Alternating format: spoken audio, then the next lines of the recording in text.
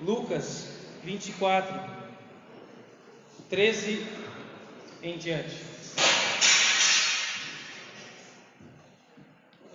Bom dia, irmãos. A paz de Cristo. Todo mundo achou? Vamos ficar em pé em reverência à palavra.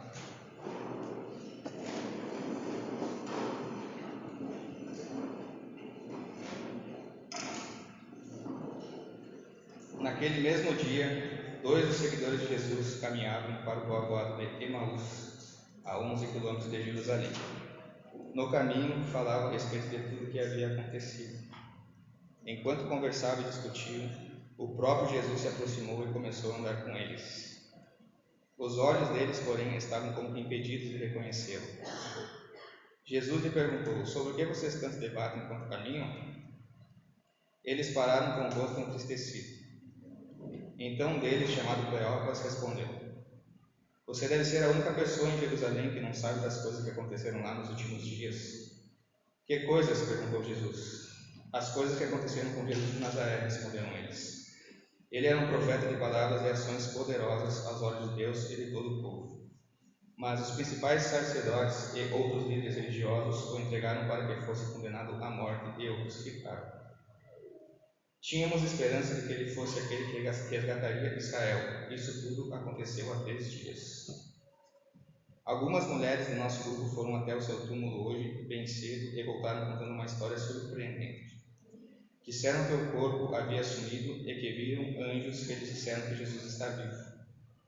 Alguns homens de nosso grupo correram até lá para ver e, de fato, tudo estava como as mulheres disseram, mas não ouviram.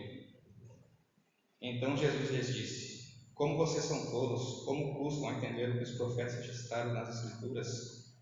Não percebem que era necessário que o Cristo sofresse essas coisas antes de entrar em sua glória? Então Jesus os conduziu por todos os escritos de Moisés e dos profetas, explicando o que as Escrituras diziam a respeito deles. Aproximando-se de Emaús, o destino deles, Jesus fez como quem seguiria a viagem.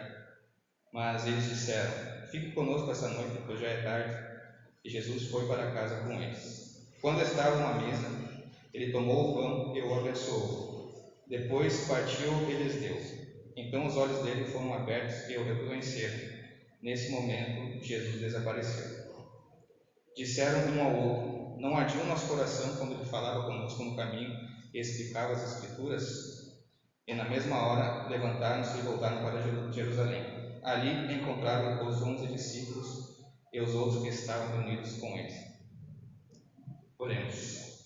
Senhor Deus, te agradeço, Pai, por ter acesso à Tua Palavra, que hoje ela seja exposta para a honra e glória do Teu nome, para compreendimento e alegria do Teu povo, e que encontre o perdido. Em nome de Jesus. Amém.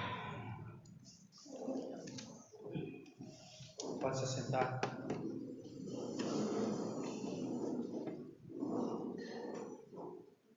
Esse texto, fique com a Bíblia aberta aí. Se você está com o celular ligado também no texto, pode deixar. Só coloque em modo avião para você não ser distraído. Concentre-se naquilo que Deus quer falar conosco. Esse texto é muito interessante e revelador. Está narrado somente no Evangelho de Lucas. Não tem essa descrição, essa narrativa em outros evangelhos. E ele nos mostra 2 discípulos de Jesus, né, que estavam num caminho de retorno para casa. Caminho para Emaús, onde eles provavelmente eram. Jesus tinha o grupo dos 12 discípulos, né, que depois foram os 11 apóstolos, depois viraram 13 com Matias e Paulo, os apóstolos de Cristo. Mas Jesus tinha também um grupo maior de discípulos que ficavam próximo a esses 12 outros discípulos. Provavelmente esses 2 eram desse grupo maior. Um deles citado aqui é chamado de Cleopas, tá? Nome bonitinho aí para você dar para o seu filho, Cleopas. Provavelmente o narrador aqui, Lucas, ele cita ele porque ele deve ser alguém conhecido, então bota ele como uma referência para dar veracidade ao texto. Olha, um desses caras é Cleopas, que vocês conhecem, quem recebe a carta. O outro ele não cita o nome porque é aquele tipo de coisa, quando tu vai contar uma história, vai narrar, eu nem vou falar quem é, que não adianta falar, tu não sabe quem é, mas eles estavam em 2, tinha Cleopas e mais um junto com ele. O outro era esse segundo aí, então ele é o segundo, ninguém lembra do segundo, né? Só do primeiro. Então, e do terceiro, quem perde e quem ganha, o meio ninguém lembra. Cleopas e mais um que estavam ali. Para nós entendermos um pouco mais dessa narrativa, nós vamos observar nesse texto qual era a situação desses discípulos. Por que eles estavam nesta situação? Qual a intervenção de Jesus na vida dos seus discípulos? E qual o fruto desta intervenção, da ministração de Jesus? 4 fatos que nós vamos olhar nesse texto. Primeiro, a situação desses discípulos. A Bíblia nos mostra a realidade da ressurreição histórica de Jesus.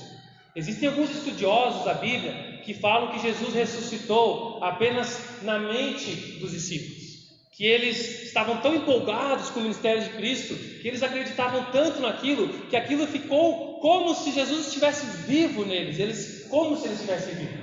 Então eles estavam tão empolgados, agiam como se tivesse ele Jesus, e eles não acreditam na veracidade física e histórica da ressurreição de Cristo Jesus. Mas a Bíblia está nos mostrando que a situação dos discípulos não é essa empolgadinha. Eles estão frustrados, eles estão tristes, homens abatidos, não estavam prontos para fazer uma missão que era apenas uma ideia da cabeça deles. Não era isso, não é como se Jesus tivesse ressurreto. Ele de fato ressurgiu. Mas esses homens ainda não tinham entendido, não criam nisso. E a Bíblia vai nos deixar claro essa situação.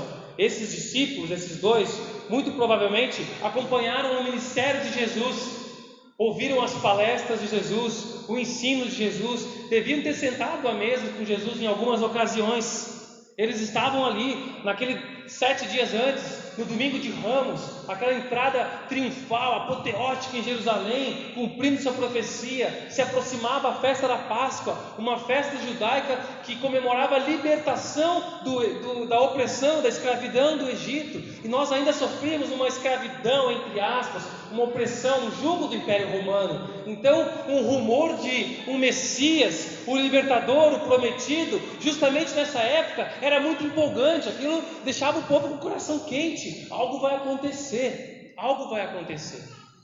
E para a glória de Jesus e para a nossa liberdade, algo aconteceu. Algo aconteceu. Mas a esperança desses discípulos acabou na crucificação. Acabou. No sepultamento daquele prometido Messias. Eles estavam, diz o versículo 17, com o rosto entristecido. Eles ficaram ali esperando por 3 dias, porque havia uma crença de que depois que uma pessoa morresse, em até 3 dias o corpo poderia voltar à vida de forma natural. Às vezes poderia ter sido um coma que a pessoa entrou, então eles esperavam 3 dias para ver se essa pessoa de fato tinha morrido ou se ela não ia voltar à vida. Então os velórios eram um velório de quase 3 dias ali, para ver se não ia voltar. E eles ficaram e falaram isso para Jesus. Já faz 3 dias que aconteceu. Ou seja, se a gente ainda tinha um vestígio de esperança desse cara estar vivo, não tem mais. Ele acabou. Acabou. Frustrados, esses discípulos abandonam o grupo dos discípulos. Jesus disse, fiquem em Jerusalém, e eu mandarei o Consolador, o Espírito Santo virá, esperem. Eles abandonam, eles se esquecem da promessa de Deus. Eles se afastam dos demais. Eles retomam os seus caminhos, como se Jesus não tivesse feito diferença na vida deles. Eles retomam os seus próprios planos e projetos, de uma maneira pior, na verdade, mais tristes e frustrados, desiludidos. No dia da ressurreição, no dia da alegria, no dia da festa, eles estavam indo embora, pegando o caminho para fora de Jerusalém, para longe de onde deveriam estar. E eles tentavam se consolar naquele caminho através de uma conversa teológica. O versículo 15 vai nos dizer que eles conversavam e discutiam. Estavam ali discutindo e conversando. O que nos dá a impressão que eles discutiam é que eles estavam tendo uma conversa quente, calorosa, assim, como se eram 2 italianos conversando ali, 2 moradores de Carlos Barbosa conversando com os braços, discutindo e conversando no caminho ali, mas não é isso, nesse sentido de discutir que está aqui. A palavra grega usada aqui para discutir é homilei, a origem da palavra homilética. Homilética é a arte de discursar, de preparar um discurso, de falar com eloquência, de estruturar um discurso. Então eles estavam conversando de forma eloquente, de forma a organizar os seus raciocínios, a maneira de argumentar. estavam conversando eloquentemente sobre as suas frustrações, encontrando razões nos seus raciocínios para terem desistido de ser discípulo de Jesus, por ter perdido a esperança. Perdemos a esperança, então vamos racionalizar, analisar o que a gente fez de errado, encontrar um consolo no nosso raciocínio que traga paz ao nosso coração. Buscavam conforto nas suas alegações, na sua maneira de pensar, nas suas teorias, nos seus devaneios.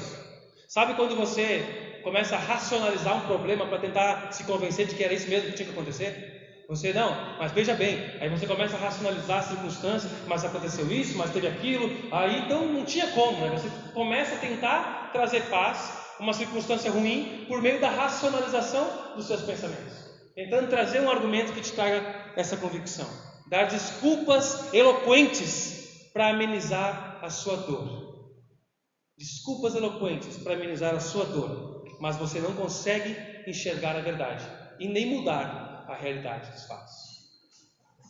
Será que esses discípulos aqui não ouviram a notícia do desaparecimento do corpo? 3 dias depois, quando as mulheres foram lá e o túmulo estava vazio, será que eles não ouviram isso? Eles ouviram. O texto nos fala que eles ouviram o testemunho das mulheres, que eles ouviram até que elas falaram para eles que anjos vieram falar para ela que parar de procurar, que o corpo não estava ali, mas eles não se importaram. Chegaram ao ponto de dizer, as mulheres vieram com uma história surpreendente, para não chamar elas de mentirosas. Uma história surpreendente, nos contaram que foram lá e não tinha, e uns anjos falaram para parar de procurar, que ele tinha ressurgido, mas nada. Estavam frustrados, tristes demais para compreender e contemplar a boa notícia. Mas por que eles estavam nessa situação de abandono, de fuga do propósito, de partir em retirada no meio dos discípulos?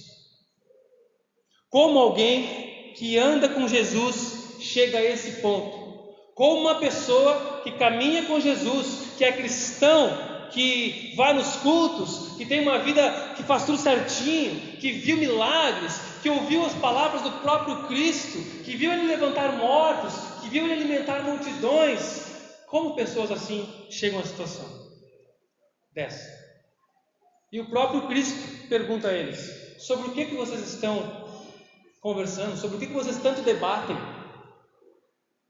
Cleopas dá uma resposta bruta para Jesus.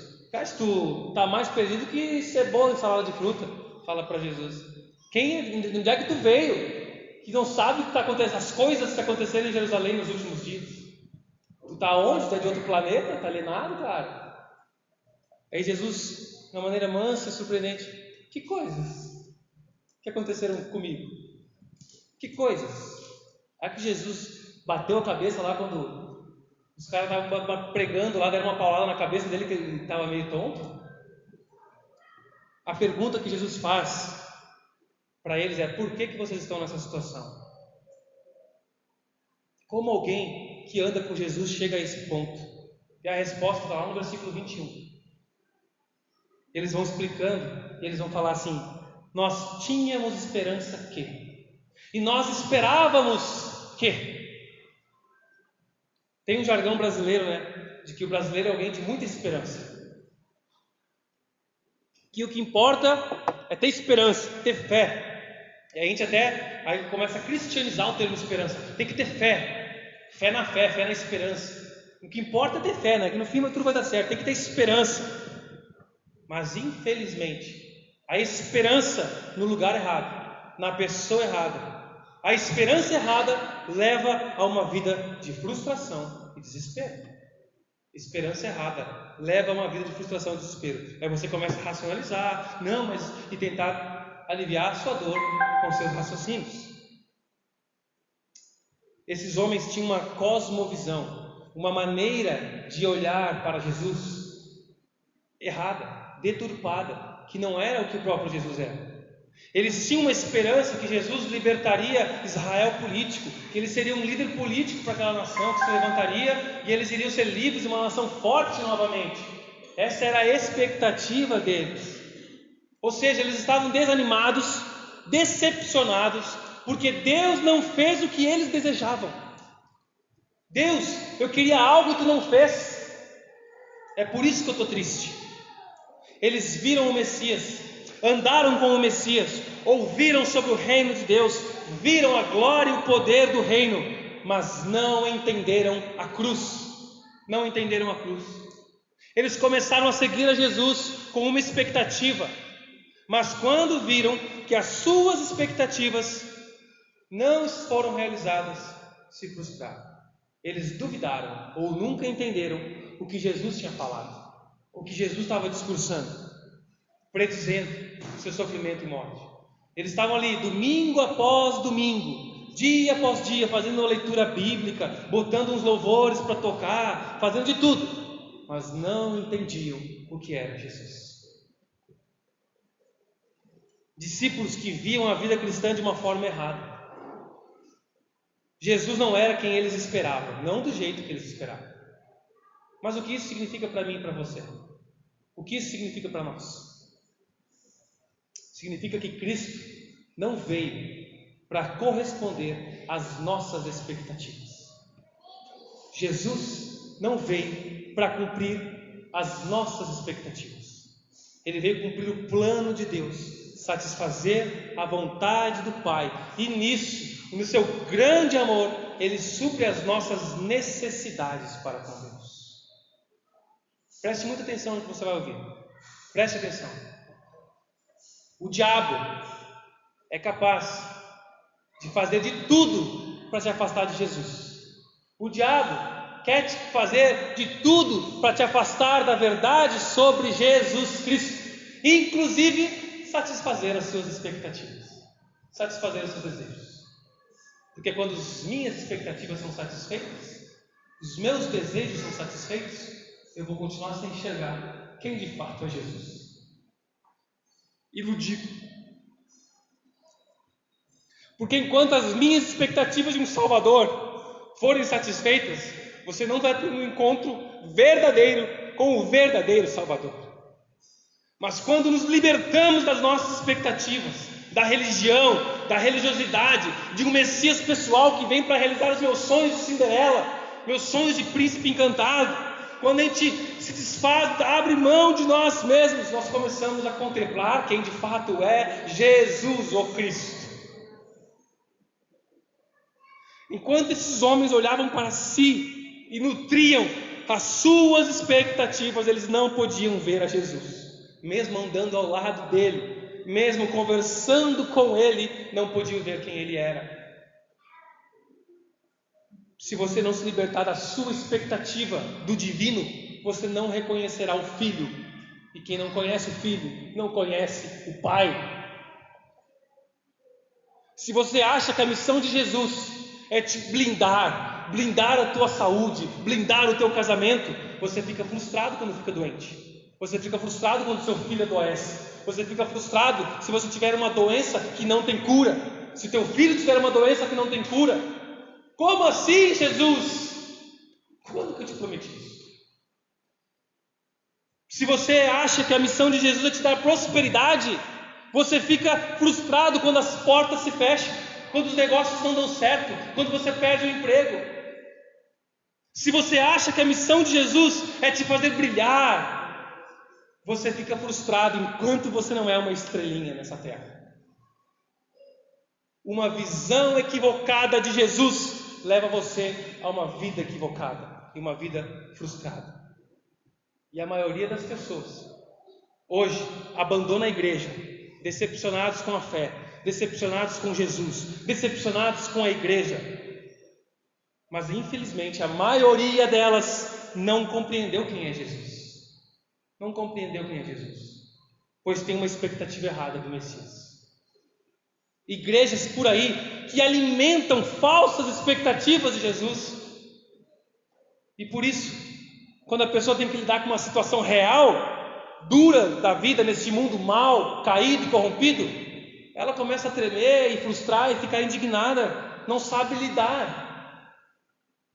Quando chega a dificuldade, fica com raiva de Deus, raiva de Jesus, raiva dos irmãos, mas na verdade são discípulos imaturos, ou ainda seguidores cegos, que não contemplaram quem é Jesus e só estão olhando para as suas expectativas.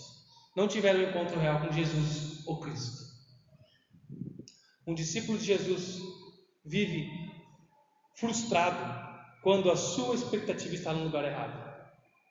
Um discípulo de Jesus vive frustrado quando a sua expectativa está no lugar errado. Quando a sua expectativa é de uma melhora no governo, uma melhora geográfica do Brasil, e essa é a minha expectativa, de nós vamos ser uma nação forte, uma nação cristã, a bancada evangélica, não sei o que, essa é a sua expectativa. Aí de repente entra um governo que não é o que a gente gostaria, o que você gostaria. Aí se vai, o crente entra em depressão, o crente entra em desespero, eu vou me embora para os Estados Unidos, eu não sei o que. Essa é a sua expectativa de vida com Jesus? Jesus é bom demais para nos deixar assim. Jesus não deixa a situação ficar assim. Jesus não deixa que os seus verdadeiros discípulos viverem na frustração. Por mais que a frustração seja um meio de se libertar de falsas expectativas. Concorda? Quando eu me frustro, eu vejo por que eu me frustrei, porque eu tinha uma expectativa errada. Eu tenho que me libertar mesmo dessa expectativa. Por isso que eu me frustrei, porque eu coloquei esperança, essa expectativa no lugar errado.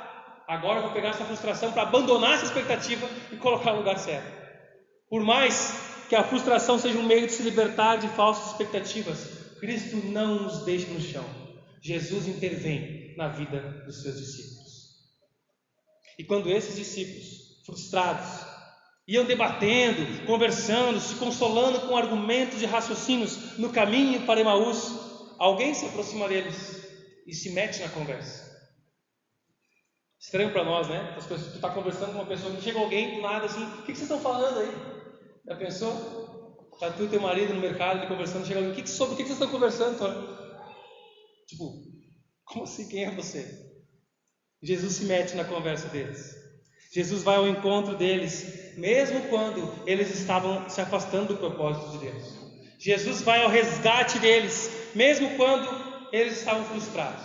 Jesus vem ao nosso resgate, mesmo quando nós estamos frustrados. Jesus vem ao meu e ao seu encontro, mesmo quando nós estamos tentando ir para o caminho oposto de onde devemos ir. Ele vem ao nosso encontro, glória a Deus por isso. Jesus não chegou com dureza, ele chegou com sutileza, se aproximou, perguntou. E aquela resposta de Jesus, né, que é uma outra pergunta. Já vou buscar, obrigado. Você não sabe, cara, está perdido, o que aconteceu em Jerusalém? Jesus, que coisas? Para nós, leitores, que sabemos que é Jesus ali conversando, entendemos, parece que Jesus está sendo irônico aqui, que Jesus está fazendo pegadinha com os caras.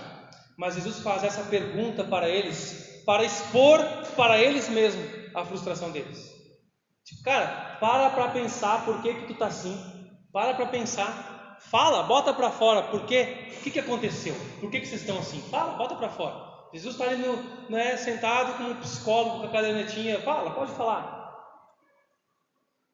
Jesus quer ouvir o que temos no nosso coração. Jesus quer ouvir o que está no teu coração. Muito obrigado, meu irmão. Não porque Ele não sabe o que está no seu coração, mas para que nós possamos perceber o que nos faz sofrer. Fala, meu filho, fala para mim. Perceba por que você está sofrendo. Na hora da dor, na hora de lidar com o sofrimento causado por nossas expectativas erradas, Jesus está do nosso lado. E Ele se mete.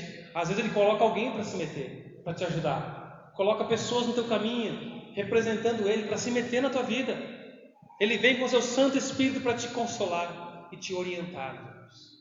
Esse é o nosso Salvador. Esses discípulos fizeram um relato de Jesus no passado.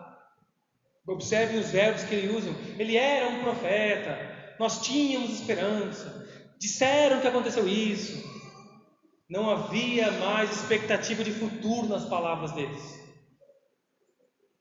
Viviam do passado. Infelizmente, hoje eu conheço pessoas que vivem do passado. Falam de Jesus na sua vida somente no passado. Falam sem alegria, sem expectativa de um futuro com Jesus, sem expectativa de viver algo novo com Jesus, somente com um tom de nostalgia, de saudosismo, quando não com tristeza em suas palavras. Ai, como era bom, né? Quando a gente ia fazer isso. Ai, era tão gostoso quando, nossa, naquela época que era assim, era assado. Nossa, a gente ia, a gente fazia, a gente orava, a gente jejuava. Como era gostoso, a gente cantava. E por que você não vive isso de novo com Jesus? Por que você não busca viver isso? Por que você não promove isso? Está vivendo de passado, frustrado com o presente. E é nesse momento, nesse tom de conversa saudosista, passada, que Jesus começa a se manifestar. E parece que para muitos de nós só cai a ficha quando a gente ouve uma resposta mais dura. Sabe quando você vai falar com alguém, a pessoa fica, sim, mas calma, fica tranquilo, é assim, vai melhorar. Você não está nem aí porque a pessoa está ouvindo. Você está ali só quis botar para fora, está tentando te consolar, mas parece que aquilo não está fazendo diferença. Mas se você ouve uma resposta dura, você, peraí, cara, como assim tu não está se importando com o meu sofrimento? Eles vão ali, abrir o coração para Jesus, e Jesus dá uma resposta bem dura agora. Olha o que Jesus responde no versículo 25.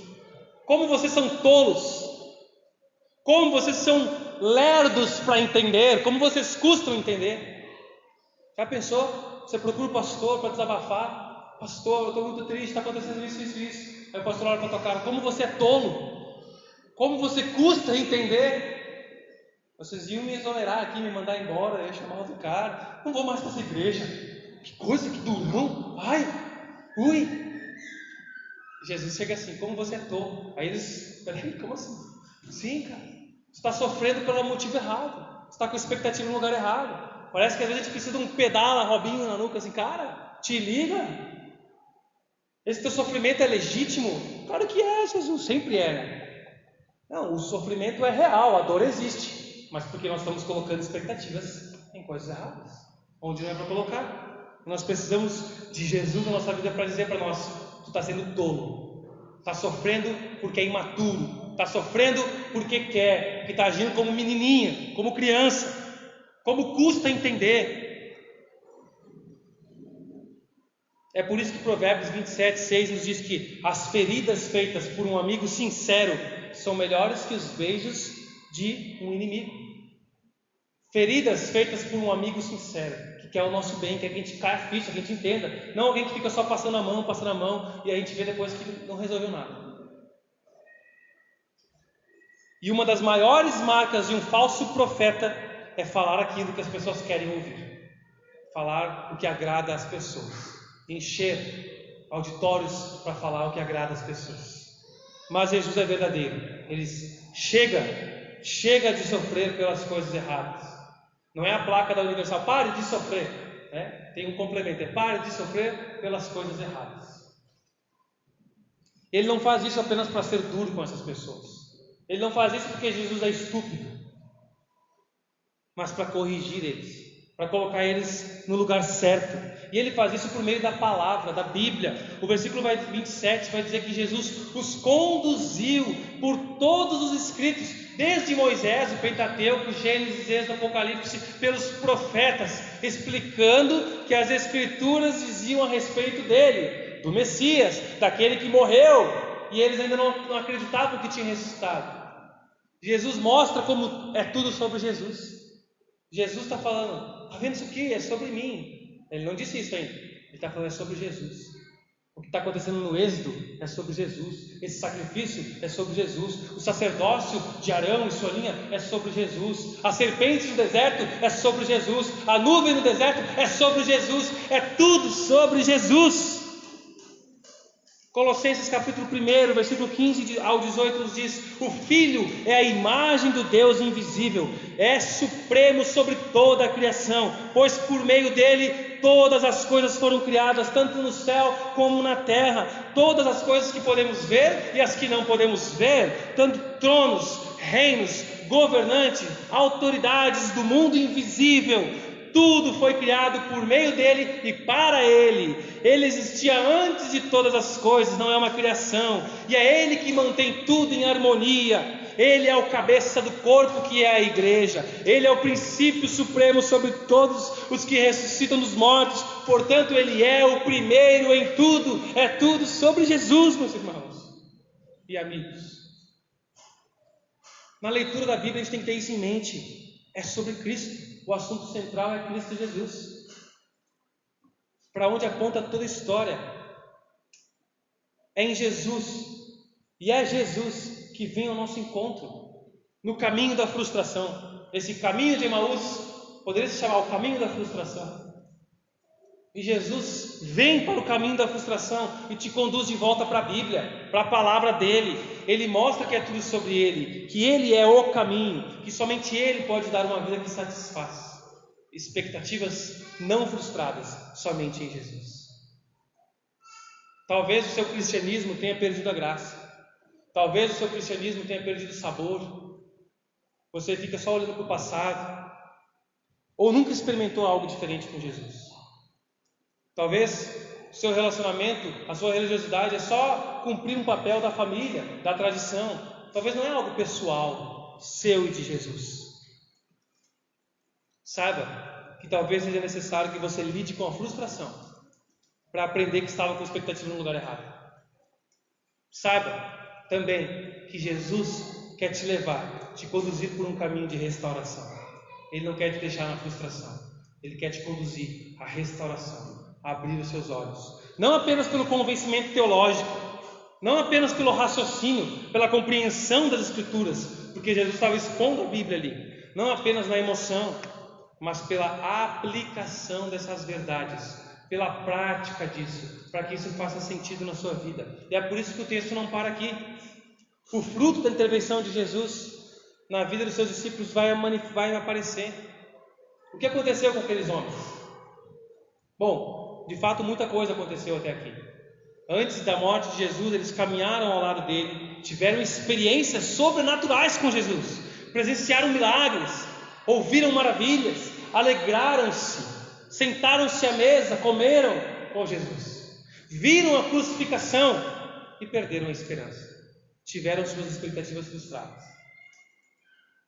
Mas ouviram sobre o testemunho da ressurreição, receberam a visita de Jesus no caminho, ouviram uma pregação expositiva de todos os profetas e do Pentateuco pelo próprio Jesus. Jesus, o próprio, diz o texto, pregou para eles expositivamente, uma pregação calorosa, do fogo, para quem gosta desse termo. Até porque lá no versículo 32 eles vão dizer: não nos ardia o coração quando ele nos explicava a Bíblia, ele falava para a gente. Então era um culto quente ali, era uma pregação expositiva, longa, porque pegou Moisés e os profetas explicando tudo. Foi um tempo longo de sermão de Jesus, quente, do fogo. Mas esses homens, como a própria Bíblia diz lá no versículo 16, e usa o verbo de uma forma passiva, foram impedidos de reconhecer Jesus. Não foi suficiente aquilo tudo para que eles vissem a Jesus. Quando as pessoas não compreendem a cruz, não conseguem lidar com a frustração. E o que Jesus faz? Ele marca outra crucificação? Não, vocês não entenderam o que aconteceu? Vamos de novo lá para a cruz. Não. Ele vai para a mesa com essas pessoas. Relacionamento. Lá em Hebreus capítulo 9, versículo 28, vai falar que o sacrifício de Jesus foi feito de uma vez por todas, por todos os nossos pecados. Não há mais necessidade de sacrifício. Jesus não volta para a cruz. Mas o entendimento sobre o que aconteceu não vem para todos ao mesmo tempo. E para a maioria daqueles discípulos não estava chegando ainda. O entendimento sobre a cruz, sobre o meu relacionamento com Jesus, é um caminhar de amadurecimento, que tem um momento relevante, muitas vezes impactante, importantíssimo, na mesa do entendimento, na mesa do amadurecimento, da confiança, junto com o Cordeiro que ressuscitou. Jesus faz com quem ia continuar o caminho. Aqueles homens chamam: não, fica com a gente vai ficar por aqui, continua conversando, vamos ficar junto, tá bom? E Jesus fica com eles. Até então Jesus não falou: sou eu, cara, olha aqui, como ele fala depois para os discípulos: toquem em mim, olha as minhas chagas. Ele não fez isso com eles. Jesus não fez um milagre ali, não fez aparecer pão, não fez aparecer vinho, não curou ninguém. Ele não fez nada sobrenatural para convencer aqueles homens de que ele era Jesus. Como a gente gostaria que fizesse para alguns amigos nossos. Jesus, se fizer um milagre aqui, esse cara vai se converter. E aí eles falam assim, o povo no deserto que mais viu milagre e continuou com o coração duro. Não é milagre que salva. Não é evento sobrenatural que vai abrir os olhos. Só a ação sobrenatural do Espírito Santo. Eles estavam ali naquela mesa, agora no lugar. E Jesus, apesar de ter sido convidado por eles, Jesus assume a postura de anfitrião. Ele quem vai dividir e repartir o pão. Ali, Jesus toma o pão, abençoou, agradeceu pelo pão, repartiu e comeu. Foi isso que ele fez? Olha para o texto. Jesus abençoou o pão, repartiu e deu para eles. Jesus entregou o alimento, o que estava na mão dele. Quando o pão é repartido, o texto bíblico vai dizer que os olhos deles se abriram. Quando foi compartilhado, quando foi dividido, entregue para eles, é que Jesus é visto. Tudo o que eles ouviram, que queimou o coração e que preparou o coração deles, fez sentido. Esse é Jesus. Ele vive. Ele está vivo. A nossa esperança não se perdeu, apenas estava no lugar errado. Mas Cristo vive. O Messias ressuscitou. Aleluia! Há uma ação sobrenatural do Espírito Santo naquela mesa. Algo acontece ali. Há quem diga que é somente numa boa pregação é que as pessoas vão se converter de verdade. Que tem que ter grito. Outros vão dizer que não pode ter grito, que tem que ter muita Bíblia, tem que explicar todo o contexto bíblico, que tem que ser expositivo, que tem que ser temático, que tem que ser A, B, C, e cada um vai falar como que tem que ser o jeito para convencer as pessoas do Evangelho. Ao olhar para esse texto, eu vejo que o Espírito Santo confirma o que ele deixou registrado para nós, lá em João capítulo 6, versículo 8, que é ele quem convence do pecado, da justiça e do juízo, é ele quem abre os olhos. Lá em João capítulo 3, quando Jesus, na conversa com Nicodemos, diz: o vento sopra para onde quer e ninguém controla como ele age, é ele quem age. Nós não podemos manipular o Espírito Santo, é ele quem age. E ele usou a palavra, porque Jesus explicou na Bíblia, deixou aqueles corações preparados, aqueceu o coração deles. Mas foi nesse momento do compartilhar do pão, do dividir do pão, que os olhos deles foram abertos. É na prática que faz sentido. A teoria pode fazer sentido, mas é na prática que deu vida àquilo. Mais do que momentos apoteóticos de milagres. Não é levar pessoas em cultos bonitos, onde o culto é um show, onde tem mais milagre, mas levar as pessoas onde o pão é compartilhado, onde a vida é dividida. E quando ele parte o pão, ele se expõe, ele mostra as suas feridas. É na mesa que nos abrimos, é na mesa que nos conhecemos, é na mesa que nos relacionamos, que temos boas e profundas conversas. É na mesa que a cruz vai fazer toda a diferença. Quando compartilhamos o pão, as necessidades básicas, quando dividimos o nosso suprimento básico da vida, é que Jesus será visto por nós e em nós. Quando a vida é compartilhada, quando há um repartir e entregar antes de comer. Observe esse gesto. Quando é repartir e entregue antes de comer. Tem muita gente que compartilha o pão depois que comeu. Tem muita gente que divide o que tem depois de consumir. Repartir depois de ter comido é filantropia. É uma tentativa de aliviar a consciência, é dar sobras. Não pode levar, não vai me fazer falta. Eu já fiz isso. Alguém precisando, disse, não, eu vou ajudar, isso aqui não vai me fazer falta, pode levar. Uau, que generoso. É um ato de ajuda, não estou dizendo que está errado ajudar, que tem que ajudar sim. Mas o que Jesus faz, não, já comi, sobrou pão aqui, agora vocês podem comer. Jesus dá antes de comer. Não podemos esperar sobrar para dar. Não, eu estou sem tempo agora, mas quando sobrar um tempo eu vou ajudar, viu? Quando precisar da minha ajuda lá, eu estou na correria, mas quando sobrar um tempo eu vou ajudar. Como é que vai sobrar tempo na nossa agenda? Tem uma lista de coisas para fazer. Não, eu não posso agora, mas eu estou muito apertado, mas quando sobrar um dinheiro eu vou ajudar. Quando sobrar um dinheiro eu vou ofertar. Quando sobrar o dinheiro eu vou começar a dizimar. Quando sobrar. Não, agora eu estou muito cheio de coisas para fazer, mas quando sobrar recurso eu vou dar. Agora está faltando na minha mesa, mas quando sobrar comida aqui, eu vou dar. Eu vou ajudar outras pessoas. Eu estou pedindo para Deus, Deus, manda mais, me abençoa. Eu quero ter muito para poder dar.